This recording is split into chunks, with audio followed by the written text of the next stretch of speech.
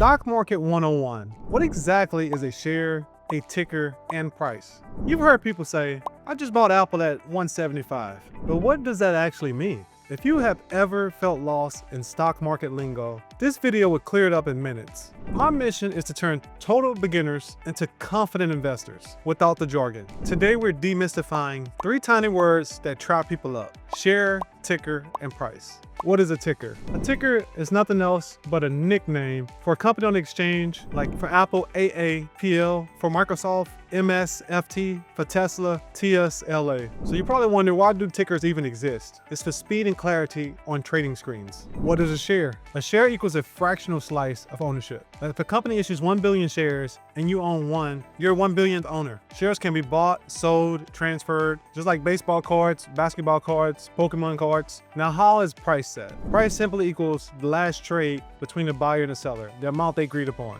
While price jumps up, there's more buyers than sellers. There's more demand. While price falls, there's more sellers than buyers. There's more supply. Now, here's a quick example. Say Apple trades at $175. If you buy 10 shares, you now own $1,750 worth of Apple. If price moves up, buyers increase in the market, good news about Apple stock going on, the new iPhone comes out, so Apple stock goes up, let's say to $180. Your stake in Apple is now worth $1,800. So simple math, even though the stock only went up $5, your overall stake went up $50. Now, these are common beginner mistakes. Some beginners confuse price with value. They're thinking the more expensive a stock is, the better it must be. And also some beginners, they ignore the share count to float when judging volatility. Drop an Apple in the comments if this has finally clicked for you, and hit the subscribe button for the next beginner session.